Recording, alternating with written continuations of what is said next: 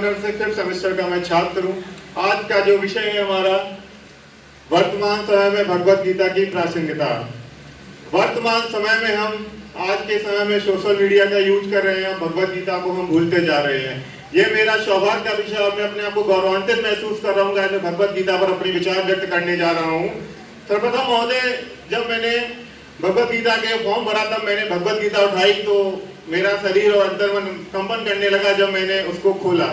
तो भगवत गीता में 700 श्लोक है, 18 अध्याय हैं, उसको मैंने ध्यान से देखा और जो वर्तमान समय की जो भगवत गीता की प्राथमिकता है, आज के समय में व्यक्ति सुखमय जीवन, उच्च शिक्षा, घर परिवार सब बसाना चाहता है, पर भगवत गीता से दूर होता चला जा रहा है। और यहाँ पर सबने कर्म की बात की और कहा कि कर्म करते रहिए, फल की इच्छा मत करिए। पर भगवत गीता मुझे जो सबसे अच्छा महत्वपूर्ण भाग लगा वो भाग ये लगा कि अर्जुन के मित्र कृष्ण थे और दुर्योधन के मित्र कंस थे, और इसमें विजय देख लीजिए तो अर्जुन की हुई थी और हार दुर्योधन की हुई थी। और आज के समय में निर्भर यह करता है कि आपका सलाहकार कैसा है, आपका मित्र कैसा है और आपको सलाह देने वाला कैसा है। ये भगवत गीता में सबसे बड़ा सोचने का विषय रहा है।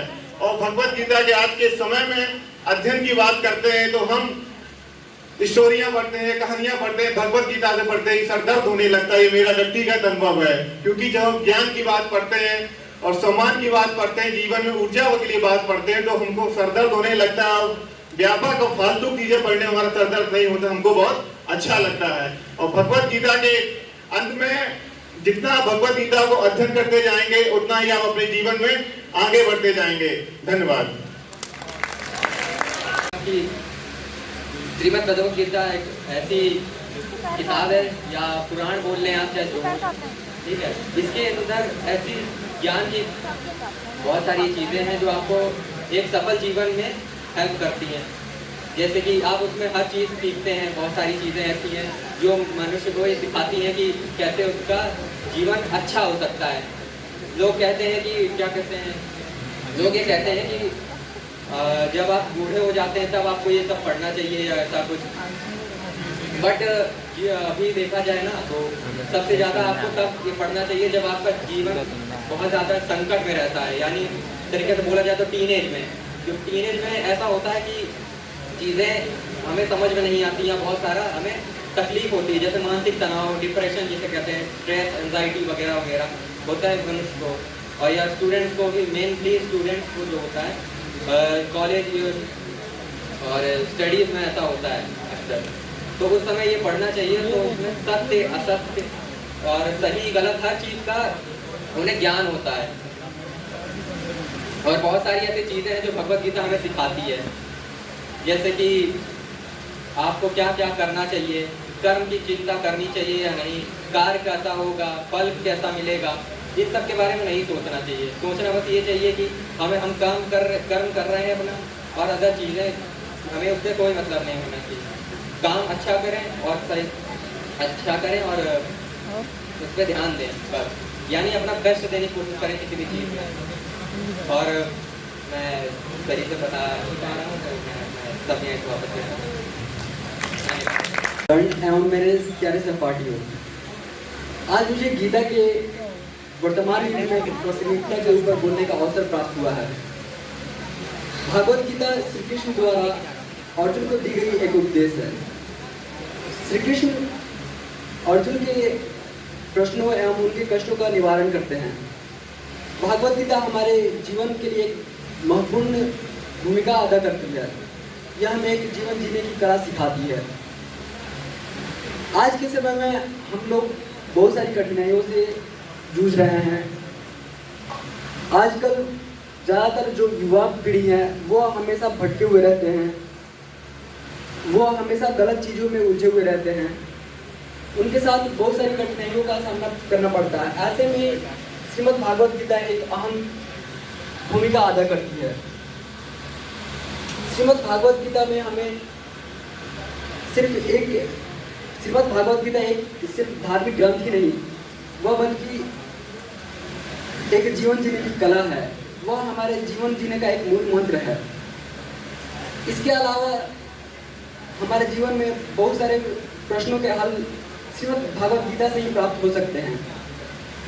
किसी भी देश के लिए सबसे बड़ी ताकत उस देश की युवा शक्ति होती है, और हमारे देश की विडंबना यह है कि हमारे देश की युवा ही सबसे ज़्यादा गलत मार्ग पे हैं। ऐसे में सिर्फ इसके पीछे का दोष सिर्फ उन्हीं का नहीं है, हमारे देश, हमारा समाज, हमारी सोशल मीडिया, हमारा बॉलीवुड, इन सब का दोष है। हमें बचपन से ही सिखाया ही नहीं जाता, हमारे धार्मिक ग्रंथों को हमारे घर में पढ़ाया ही नहीं जाता। पहले के ज़माने में वैदिक सभ्यता थी, तब बचपन से ही बच्चों को विभिन्न प्रकार के काव्यों, ग्रंथों एवं भगवत गीता का ज्ञान होता था। उन्हें बहुत सारे प्रश्नों के हल पहले से ही पता होते थे। इस संदर्भ में भागवत गीता में एक श्लोक है जो भागवत गीता के 3 अध्याय के 34वें श्लोक यह कहता है कि इंद्रियस्य आर्थे नयम उपास्येषु त्वरना अपस्वसी न शरम क्लेनेद्यन्त्यापो। हमें सिर्फ इंद्रियों के वश में नहीं रहना चाहिए, हमारा उद्देश्य यह होना चाहिए कि हम इंद्रियों को वश में करें, हम अपने ऊपर कंट्रोल करें, ना कि इंद्रियां हमें कंट्रोल करें। इसी के साथ अब मैं अपनी वाणी को विराम देना चाहूंगा। धन्यवाद। जगत का ध्यान, दौड़ता चेतन में भूकंप, उमड़ता वो चेतन में ज्वार। प्रथम बदले भीतरी मनुष्य, बाहरी बदले तब संसार। माननीय न्यायाधिकर्तागण, श्रद्धेय गुरुजनों एवं मेरे प्रिय साथियों, आज सभा में हमारे समक्ष एक अत्यंत ज्वलंत विषय उठाया है कि श्रीमद् भागवत गीता की वर्तमान में क्या प्रासंगिकता है, और मैं युवा शक्ति के प्रतिबिंब, भारतवर्ष की पुत्री होने का सौभाग्य प्राप्त करने वाली और सनातन संस्कृति में जन्म लेने वाली पूर्ण क्षमता से इस विषय का समर्थन करती हूँ। महोदय, मैं अपने स्वनामधन विपक्षियों से यह आग्रह करती हूँ कि क्या वे इस बात को ठुकरा सकते हैं कि हमारी संस्कृति ही हमारा आधार है, और हमारी संस्कृति ही हमारा आधार है, और हम इसका गवाह हमारा इतिहास है। अब मैं बात करना चाहूंगी श्रीमद् भागवत गीता के प्रस्तुत श्लोकों का, जो कि कुछ इस प्रकार है।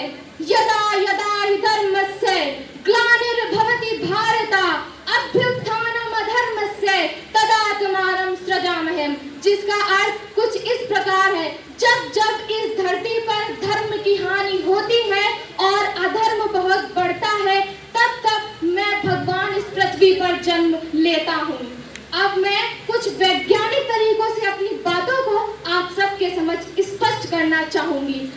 एटम बॉम्ब के जनक रॉबर्ट जे ओपेनहाइमर, हाँ जी हाँ, रॉबर्ट जे ओपेनहाइमर, जिन्होंने श्रीमद् भागवत गीता के श्लोकों से ही प्रभावित होकर अपनी पहली न्यूक्लियर टेस्टिंग 16 जुलाई 1945 को की, जिसमें कि वे पूर्णतः सफल हो गए।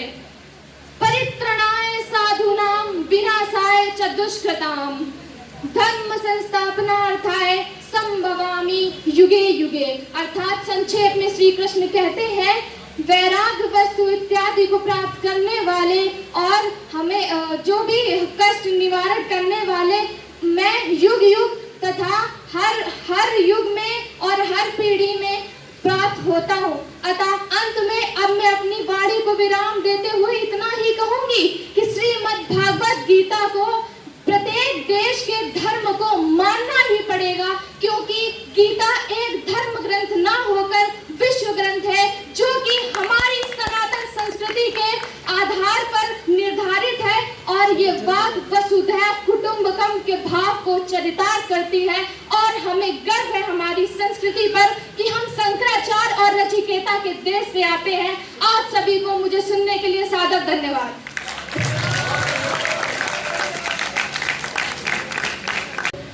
मेरा नमन एवं जय श्री कृष्ण। जय श्री कृष्ण। श्रीमद् भगवत गीता हिंदू धर्म का अत्यंत पावन, पवित्र एवं महान महाकाव्य है, जिसमें मानव जीवन के महत्वपूर्ण पक्षों को वर्णित किया गया है विस्तार रूप में। कुरुक्षेत्र की रणभूमि में अर्जुन के सारथी बने श्री कृष्ण ने जब अर्जुन को मोह में फंसे हुए देखा तो उन्होंने अर्जुन को न केवल कर्म एवं कर्तव्य के प्रति अवगत कराया बल्कि उन्हें मानव जीवन के वास्तविकता से भी अवगत कराया।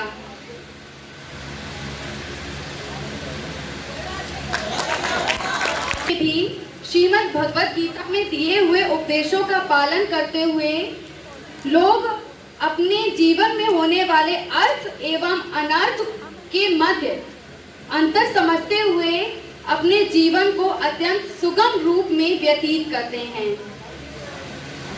आज मैं अपने शब्दों को विराम देती हूँ। आप सभी का बेहद शुक्रिया, आपने मुझे सुना। Radhe Radhe. Radhe Radhe. In front of you about the relevance of Bhagavad Gita in present times.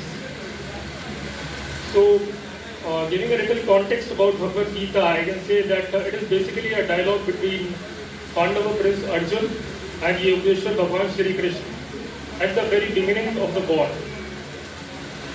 When Arjun, who was completely submerged in Vishad Yoga, it is Vishad Yoga, he refuses to fight the war against his own family men. Then Shri Krishna, his charioteer, persuades him, tries to persuade him to fight the war and follow his dharma. So there are major two takeaways that I would like to present as learnings that I think are very relevant in today's time from Bhagavad Gita. So for the first learning, I would like to quote Shri Krishna from chapter 2, that is Sankhya Yoga.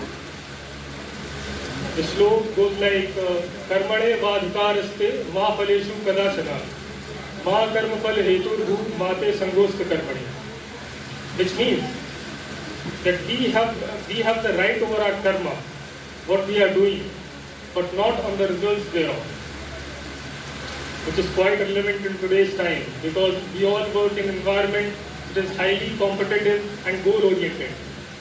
And I would like us all to take a few moments and realize the deepness of this philosophy or thought, how easy it can make our lives if we can detach ourselves from our goal and do our work with the passion for it.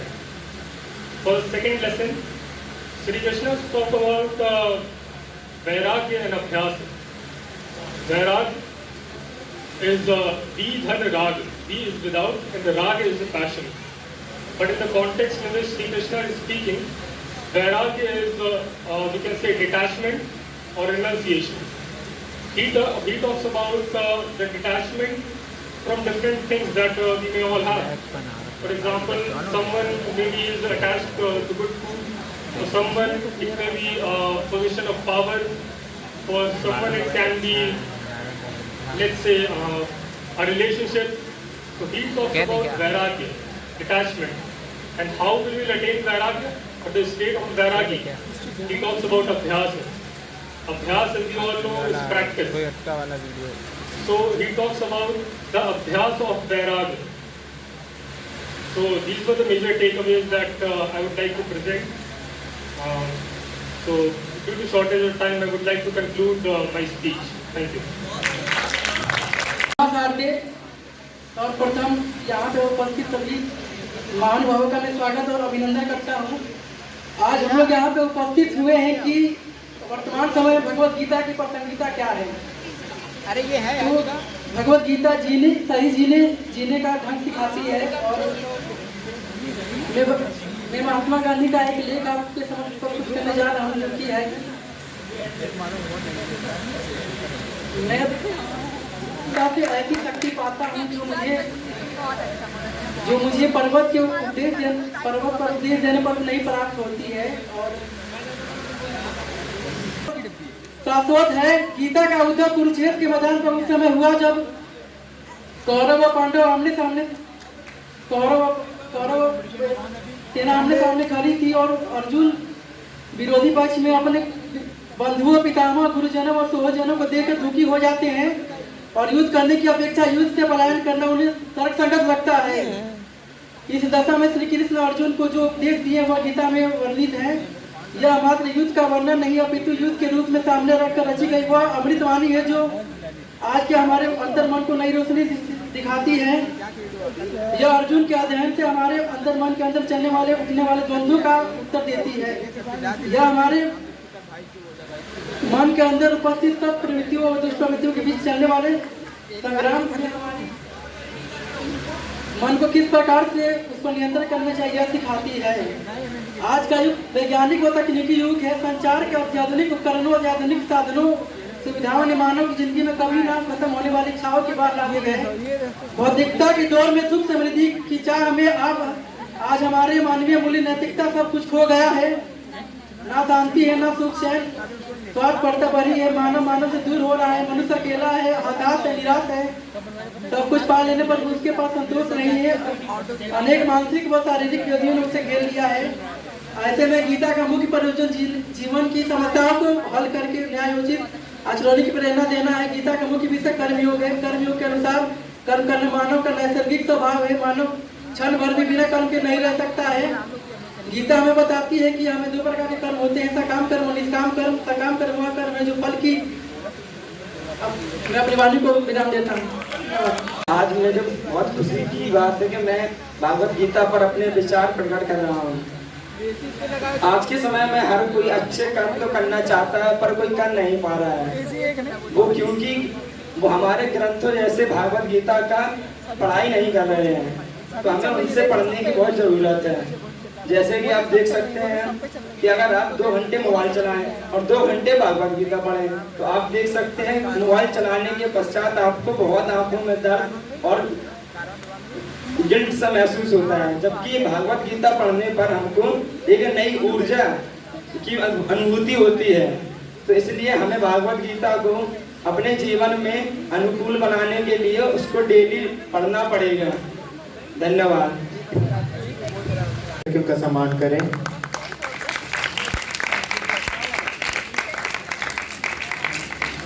मुझे एक बात बताओ, तुम्हारे बाकी भगवान गुस्सा नहीं होते? तत्पश्चात हम हमारे प्रोफेसर सर से फिर से एक बार विनती करते हैं कि आप डॉक्टर रत्नातो मिश्रा मैम को उत्तरीय भेंट करें। नहीं वो तो समझ में आ गया, जैसे शिफ्ट का कलर ब्लू ब्लैक काला blue black.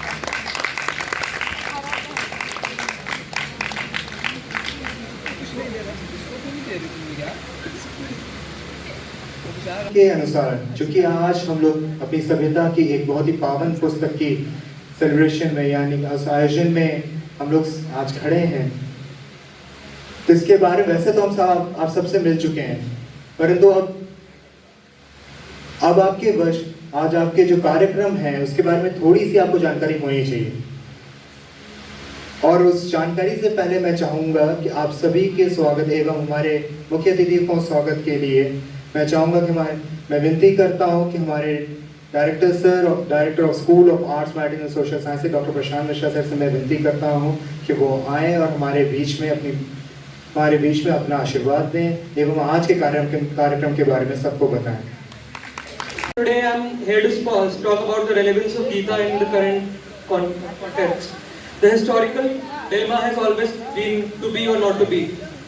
The Western philosophy, Friedrich Nietzsche, Jean-Paul Sartre, they have always talked about the irrelevance of human life, that human life is inherently meaningless. But in Bhagavad Gita, when Arjun and Karn were fighting, and in his historic kavya, Ramdhari Singh Dinkar has written दत्तवर गहरे सुधर भूधर से लिए रक्त रंजित शरीर थे जूझ रहे कौनते कण शर्षण करते गर्जन गंभीर चल रहा महाभारत का रण जल रहा धरित्री का सुहाग पट कुरुक्षेत्र पे खेल रही नर के भीतर की कुटिल आग बाजियों गजों की लोथों में गिर रहे मनुष्य के छिन्नंग बहरा चतुष्पद और द्विपद का मधुर मिश्र हो एक संग। So when we use the concepts of Gita to describe the condition of in Pakistan occupied Kashmir, when India has to do violence which is inherently against its principle of Panchsheel, and fight against Pakistan to deploy nuclear weapons in future. This is by philosophy of Gita, when Krishna asked Arjun to do his dharma and kill his own brothers Kauravas and Karna, Duryodhan, Dushasan, who were involved in the cheat Haran of Draupadi. And the definition of dharma always remains constant, whether it's the time of crisis, whether it's the time of diplomacy, or whether it's the time of love.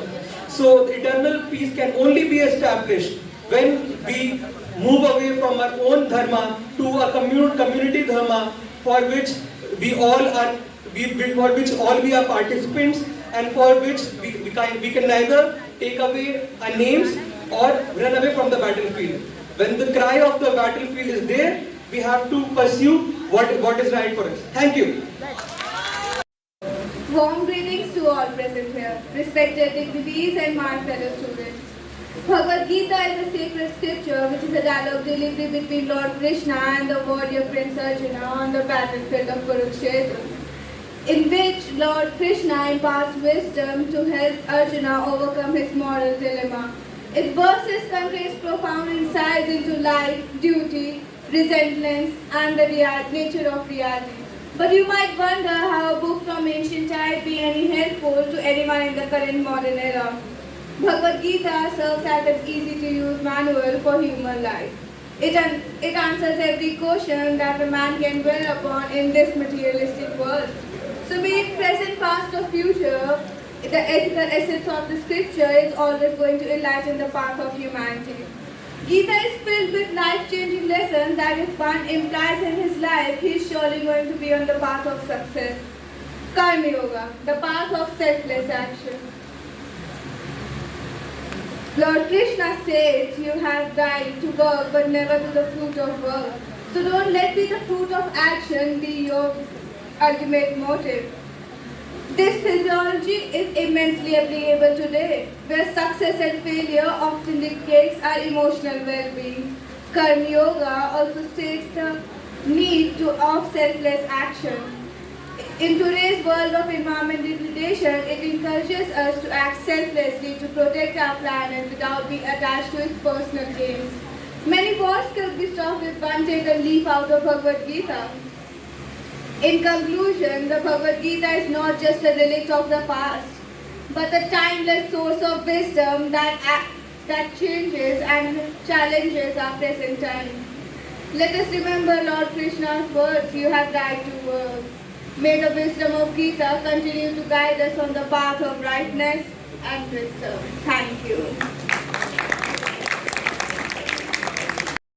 Shrimad Bhagavad Gita Hindu धर्म का सबसे सर्वश्रेष्ठ ग्रंथ है। इसमें 18 अध्याय और 700 श्लोक है।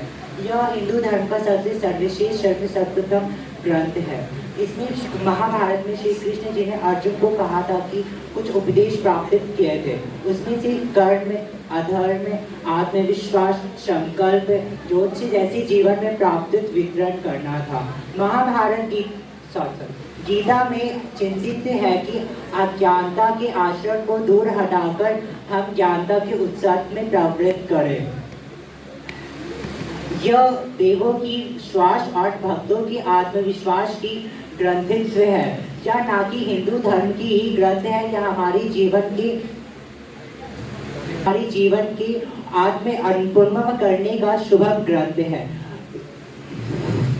देखा जाए भगवद गीता मंगल में कुशलार्थ ग्रंथ है और ये जैसे हम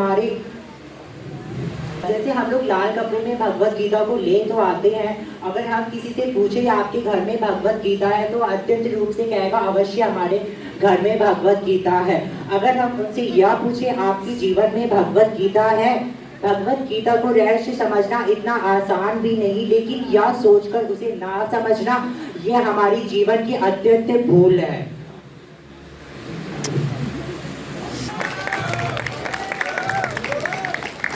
माननीय शिक्षकगण एवं सभी विद्यार्थी गणों को मेरा सादर प्रणाम।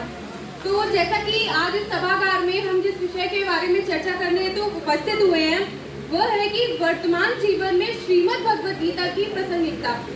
प्रासंगिकता का अर्थ है उपयोगिता, परंतु मेरा विचार से इस विषय में वर्तमान या भूत या भविष्य जैसे शब्दों का प्रयोग करना निरर्थक है, क्योंकि जो श्रीमद् भगवद गीता है वो हमें यह सिखाती है कि जीवन हमें मिल तो गया, फिर वो पशुओं का हो या मनुष्य का हो, हमें जीवन मिल तो गया, परंतु हमें इसका अर्थ क्या है जीवन का?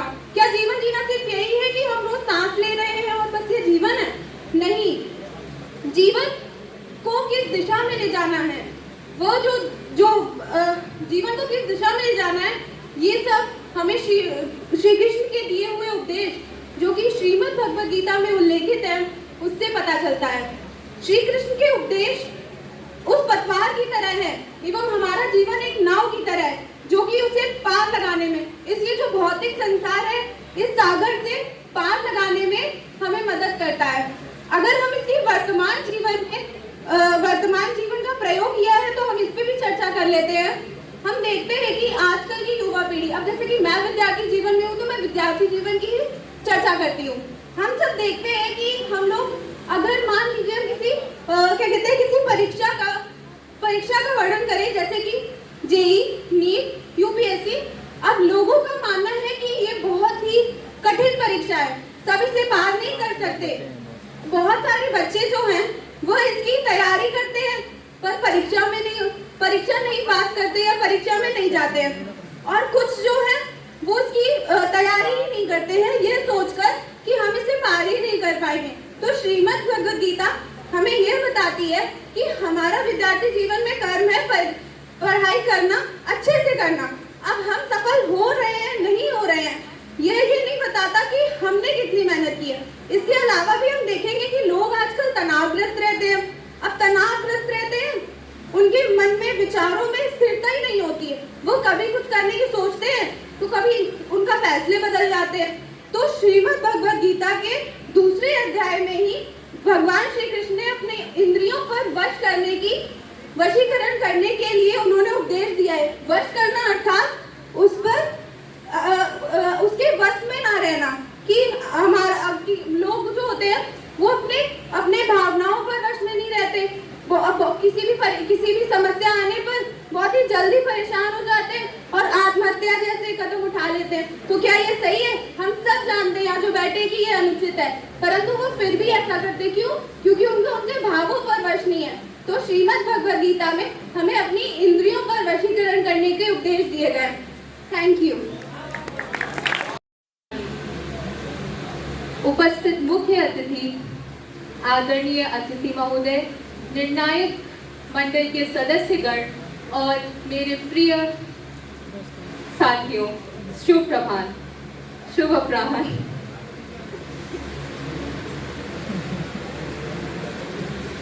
मैं Shreya Vajpayee, BSc MSc biotechnology संयुक्त पाठ्यक्रम की छात्रा, प्रथम वर्ष की छात्रा, आज आप सबके समक्ष भागवत गीता के वर्तमान समय में उसके प्रासंगिकता के लिए प्रस्तुत करने जा रही हूँ। भागवत गीता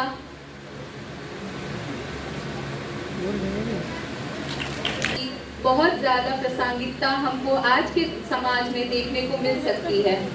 जैसा कि हम सब जानते हैं कि भागवत गीता में 18 अध्याय और 700 श्लोक हैं, जिनके कुछ बहुत कुछ सीखने को मिलता है जो कि निम्नवत है। प्रथम, कर्मण्येवाधिकारस्ते मा फलेषु कदाचन, अर्थात भगवान श्री कृष्ण कहते हैं कि फल की चिंता करे बगैर ही हमें निरंतर रूप से अपना कर्म करते रहना चाहिए, क्योंकि फल सुखद हो या दुखद, अच्छा हो या बुरा, हमें उसका चिंता करे बगैर ही कर्म को निरंतर रूप से अपनाना चाहिए, क्योंकि हमारा अधिकार कर्म पे है, फल पे नहीं। द्वितीय, भगवान श्री कृष्ण कहते हैं कि स्वयं आकलन करना बहुत ही आवश्यक है। स्वयं आकलन करने से हम सभी को अपने फैसले को मजबूती से सबके सामने प्रस्तुत करने का आत्मविश्वास मिलता है, जिससे हम सभी जीवन के प्रथम मार्ग पर और सफलता के मार्ग पर अग्रसरित हो सकते हैं। अतः जिस व्यक्ति को भी कल्याण चाहिए, कल्याण रखने की इच्छा रखता है, उसे पूर्ण रूप से भगवत गीता को अपनाना चाहिए एवं दूसरों के लिए भी ज्ञान लेने हेतु प्रोत्साहित करते रहना चाहिए। भगवत गीता ही हमारा एकमात्र मार्ग है जिससे कि हम सफलता प्राप्त कर सकते हैं। धन्यवाद। सुतं देवं कंसचारूरमर्दनं देवकी परमानंदं कृष्णं वंदे जगद्गुरुम्। आज की इस प्रतियोगिता के आयोजकगण तथा सभी प्रतिभागी शिक्षार्थी बंधु, आप लोगों को बहुत बहुत धन्यवाद कि आज आपने श्रीमद् भगवत गीता के ऊपर एक आपने अच्छी शुरुआत किया है, अपना अपना वक्तव्य दिया है। कई लोगों ने सुना है और बहुतों ने अपनी बात रखी है। आपके लिए क्लैपिंग। आप लोगों से हम एक उम्मीद करते हैं कि जो आज आपने यात्रा शुरू किया है श्रीमद् भगवत गीता की, उस यात्रा को निरंतर जारी रखिए। कितने लोग गीता का स्वाध्याय करते हैं? कुछ लोग करते हैं। इस पूरे विश्वविद्यालय में हम सब लोग चाहते हैं कि प्रत्येक विद्यार्थी अपने जीवन के उन्नयन में श्रीमद् भगवत गीता की भूमिका को सुनिश्चित करे, इसलिए गीता स्वाध्याय करें। देखिए, हम सब लोग विद्यार्थी हैं, तो आपको जानकारी में ये बात जरूर होगी कि दुनिया में आज सबसे प्राचीन कोई वैज्ञानिक ग्रंथ है तो वो श्रीमद् भगवत गीता है। आप लोग मेडिकल साइंस पढ़ते हैं, प्रबंधन शास्त्र पढ़ते हैं, लॉ पढ़ते हैं, लेकिन ये सब कब के ग्रंथ हैं? कोई 1500 वर्षों का है, कोई 2000 साल का है, लेकिन श्रीमद् भगवत गीता 5136 वर्ष पूर्व ये भगवान कृष्ण ने अर्जुन को सुनाई थी। इससे प्राचीन, इससे सनातन कोई दूसरा ज्ञान का ग्रंथ नहीं है, और ये ग्रंथ तो अपने बारे में है। इसलिए एक श्रीमद् भगवत गीता जयंती आयोजन समिति के बैनर से हम सब लोग प्रयास कर रहे हैं कि गीता वास्तव में केवल किताबों का ज्ञान न रह जाए, वास्तव में उसके आधार पर हम अपने जीवन में कुछ प्रयोग करें। हम सोचें कि अपने जीवन का उद्देश्य क्या है, किस लिए हम जीते हैं। तो इसलिए कई प्रकार के कार्यक्रम आयोजित हो रहे हैं। आपको जानकारी में होगा कि अभी 20 तारीख को, 20 अगस्त दिन रविवार को अपने विश्वविद्यालय में कार्यक्रम आयोजित किया जा रहा है। कितने लोगों को जानकारी में है? नहीं मालूम। किसी को नहीं जानकारी है? अरे जिस लिए ये कार्यक्रम हो रहा है उसको जानिए। वास्तव में अपने आदरणीय कुलपति महोदय जी ने विशेष प्रयास किया और श्रीमद् भगवत गीता जयंती आयोजन समिति और विश्वविद्यालय दोनों मिलकर के एक बृहद संगोष्ठी का आयोजन यहाँ पर रानी लक्ष्मीबाई सभागार में करने का कार्यक्रम सुनिश्चित किया है। किस तारीख को? 20 तारीख को। कौन आ रहे हैं उसमें? तो अंतरराष्ट्रीय स्तर पर जो गीता का प्रचार प्रसार कर रहे हैं ऐसे स्वामी ज्ञानानंद सरस्वती जी, वो मुख्य अतिथि हैं। और टेलीविजन में जो नित्य डिबेट होती है उसमें आप कभी न कभी जरूर उनको देखे होंगे, श्रीमान डॉक्टर सुधांशु त्रिवेदी जी, वे मुख्य वक्ता के रूप में आ रहे हैं। बहुत बढ़िया। तो उनका सुनना, ऐसे दोनों मनीषियों को सुनना, ये हम सब लोगों के सौभाग्य की बात है। और आदरणीय कुलपति महोदय जी की अध्यक्षता में ये कार्य होने जा रहा है। वास्तव में विश्वविद्यालय में बैठक हुई, अपने कानपुर और आसपास के 18 महाविद्यालयों को एक एक गीता का चैप्टर, एक एक पाठ दिया गया है। उसके आधार पर ये प्रतियोगिताएं हो रही हैं। डीएबी में हुई है, आज अभी डीबीएस कॉलेज में प्रतियोगिता चल रही है, यहाँ पर चल रही है। एक स्मारिका का भी विमोचन होगा उस दिन, गीता का काल जयी संदेश। तो इसलिए उस कार्यक्रम में विश्वविद्यालय के सभी लोगों को आमंत्रित करना, ऐसी जिम्मेदारी हम आपको देना चाहते हैं। निभाएंगे आप लोग? निभाएंगे सब लोग? क्योंकि गीता में तमाम बातें हैं, लेकिन पहली चीज है कर्म योग। कर्म करो, कर्म करो, कर्म करो, युद्ध के मोड में कर्म करो। अगर कर्म से कोई व्यक्ति वंचित है, कोई व्यक्ति सत्कर्म नहीं कर पा रहा है, तो आप देखेंगे कि उसमें उसका मन जिम्मेदार है। आपने देखा होगा कि हमारे आयोजक लोग नाम पढ़ रहे थे, तो जितने लोगों ने बोला नहीं उससे ज्यादा लोग एब्सेंट हो गए। वो क्यों एब्सेंट हो गए? क्या किसी ने उनसे जबरदस्ती किया था कि आप अपना नाम दे दीजिए? उन्होंने स्वयं अपना नाम दिया था और नाम दे करके वे एब्सेंट हो गए। उस एब्सेंट के पीछे कौन जिम्मेदार है? उनका मन। उनका मन उनका साथ नहीं दिया और अपनी बात से ही वे मुकर करके इस कार्यक्रम से चले गए, या नहीं आए, या हिम्मत नहीं कर पाए लड़ने की कि मैं बोलूंगा, जबकि उनके अंदर इच्छा थी। तो इसलिए अपनी इच्छा को अपने जीवन में चरितार्थ कर देना, प्रकट कर देना, ऐसा एक बल, एक ऐसा कृष्ट इस गीता स्वाध्याय से आता है। बंधुओं, मैं स्वयं अपना बता रहा हूं कि मैं पूरी गीता का पाठ रोज करता हूं। कर सकते हैं कोई? क्यों नहीं कर सकते? क्योंकि आप इच्छा नहीं करते हैं। मैंने एक साल के अंदर ये 700 श्लोक जो गीता के हैं, मैंने एक साल में याद कर लिया।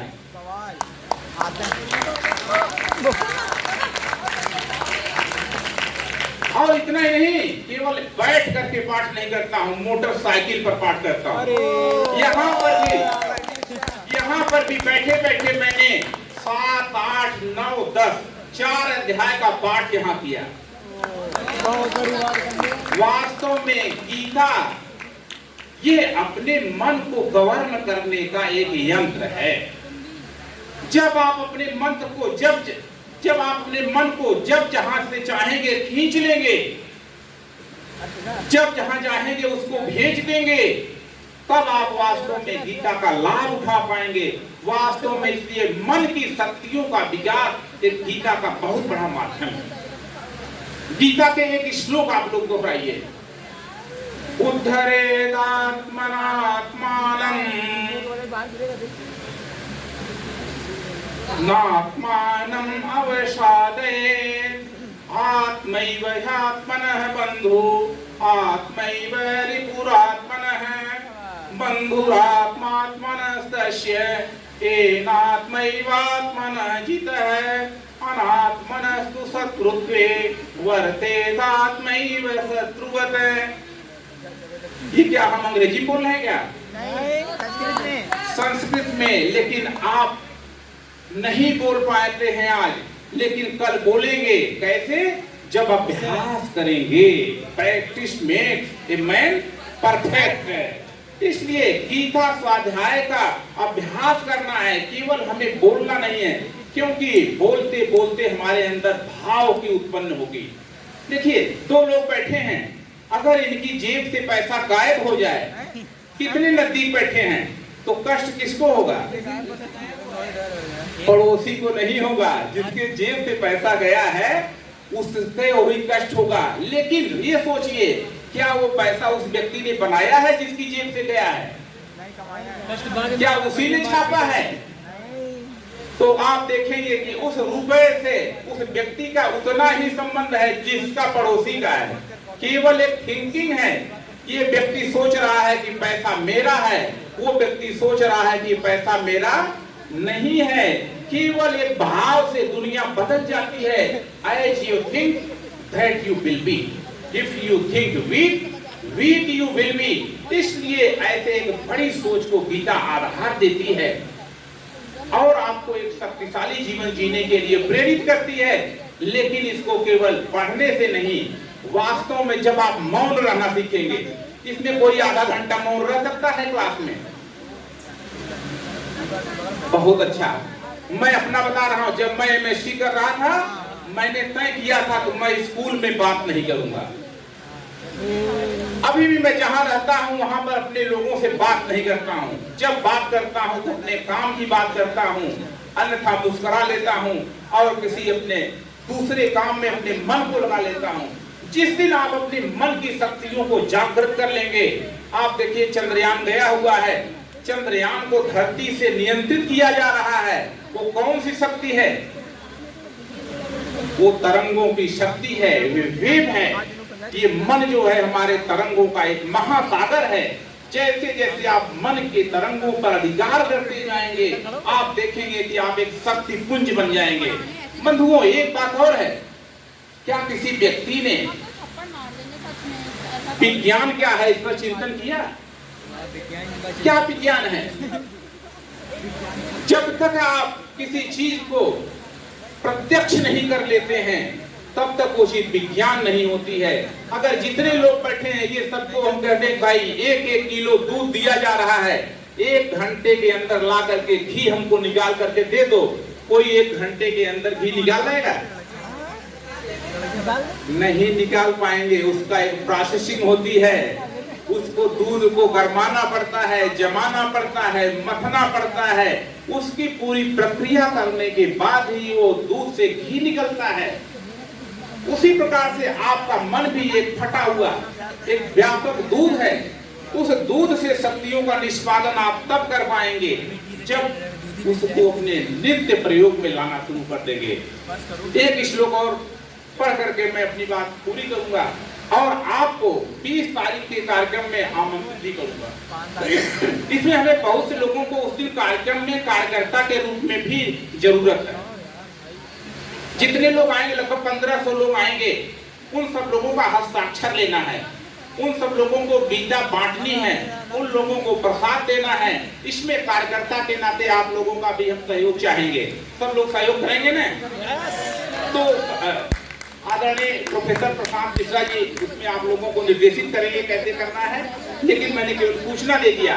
तो एक श्लोक पढ़ करके मैं अपनी बात पूरा करूंगा, जो कि अपने मन के बारे में है।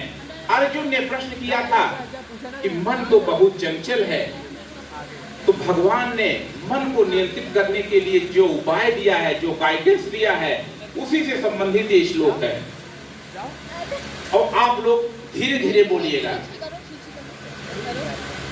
चंचलम ही मनः कृष्ण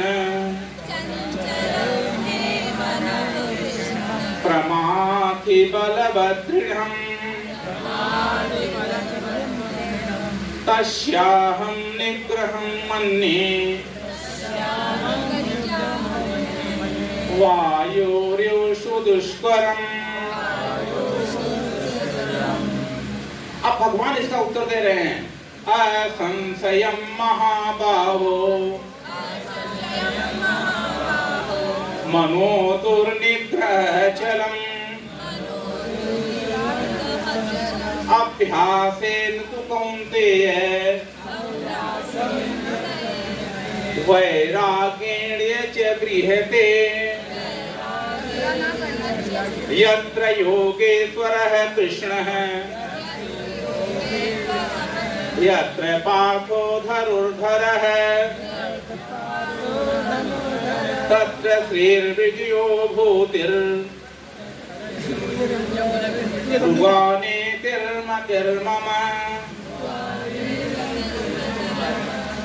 बहुत अच्छा, धन्यवाद। आप लोगों ने बड़े खैर के साथ हमारी बात सुनी है। कार्यक्रम में आप सभी लोगों को आमंत्रित करते हुए हम अपनी बात पूरी करते हैं। धन्यवाद।